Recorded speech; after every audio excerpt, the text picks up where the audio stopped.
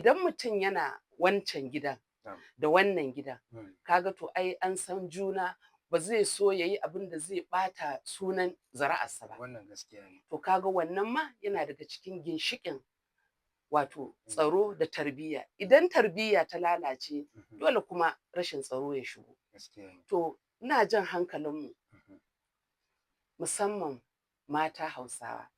Tarbiyya, uwa kullum ina faɗa ke ce makarantar farko. Gaskiya ne. Idan kika ba wa ɗanki tarbiyya, shi yasa ake cewa da duk kusan kowace al'umma ta duniya tana da wannan karin magana. Idan aka ba mace ilimi, an ba mai al'umma gaba ɗaya. Gaskiya ne. To kusan kowace al'umma ta duniya tana da wannan. To ke uwa, tarbiyya tana hannunki, tana hannun mai gida. Amma ke kike zama da yara a gida kullum. Ke yaran nan suke tasowa a gabanki. Ke kika san halin kowa. Shi mai gida ba kasafai ike sanin halin yara suna ƙanana ba, saboda bai cika ta'ammali da su ba. Bai cika mu'amala da su ba. Ya fita.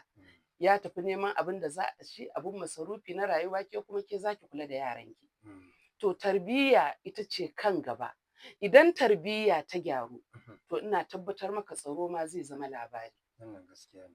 To, Farfesa, kin taɓo abubuwa da yawa, kuma kin taɓo mutane abin da yake musu kaikayi.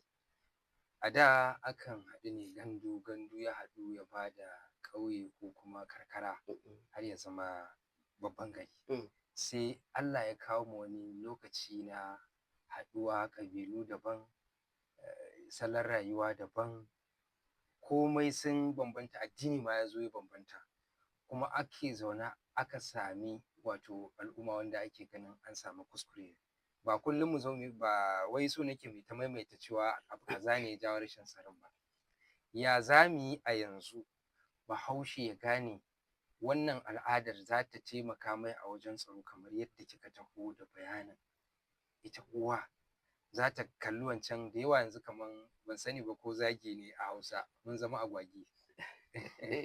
Mun bar namu ba mu je kuma wanda shike ba al'adun namu. Wato abin da ake nufi da agwagi shine ita agwagwa Na'am. ‘ya'yanta ne suke gaba tana bin su. To, Wato sai abin da ‘ya'yanmu suke so muke yi musu. wannan gaskiya ne. To amma kullum abin da nake so al'umma su gane, rayuwa fa ba a tsaye ake a waje ɗaya ba. To, Ita kanta al'ada tana juyawa. na'am. Juyawar da take yi shine saboda tasirin baƙi. Baƙi za su shigo da al'adunsu da ɗabi'unsu, su ɗebi namu, mu ma mu ɗebi nasu. Sannan kuma wani babban abu shine auratayya. Auratayyar nan za ta shiga idan za a zauna yau da gobe, akwai zamantakewa, auratayya tana shiga. Gaskiya ne. Musamman mu a ƙasar Hausa, kullum idan muna maganar ƙasar Hausa, to ni yanzu iya ƙasar Hausa ta Kano. Iya bayanin da zan yi akan abin da ya shafi tsaro ne a garinmu. To gaskiya kamar yadda tsaron nan kuma abin da za a duba, ina ga dai abin da muke so mu yi magana akai, yadda matasanmu suka lalace da karɓar waya, da soka wuƙa, su karɓi abu a hannun al'umma, da yadda suke yawon gararan ba.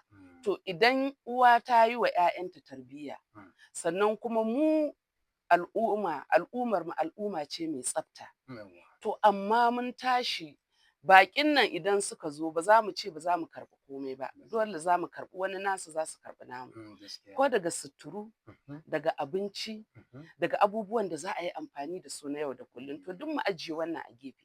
Magana muke yi ta tarbiyyar wasu da ta shigo cikin tamu, muke ganin ta ɓata mana tarbiyya. To haƙiƙa ita al'ada kamar yadda na faɗa mai karɓa ce.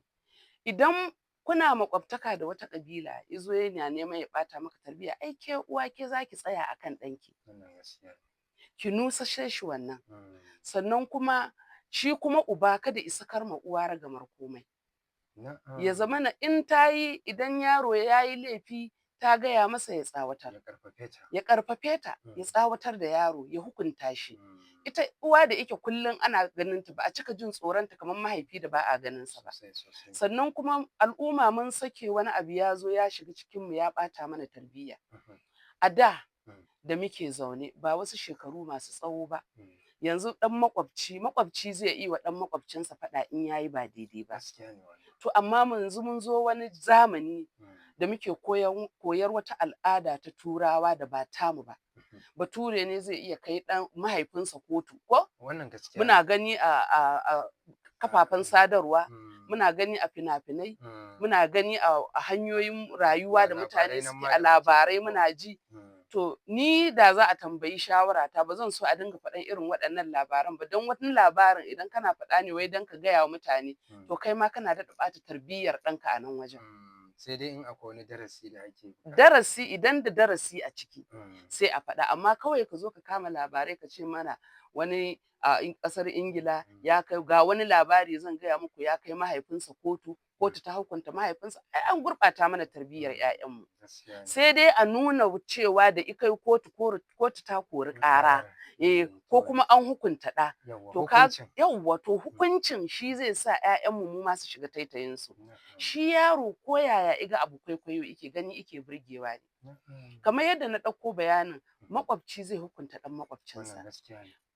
Makwabcin unguwa zai iya shigowa wata unguwa ya samu mai unguwa ya ce yaron wane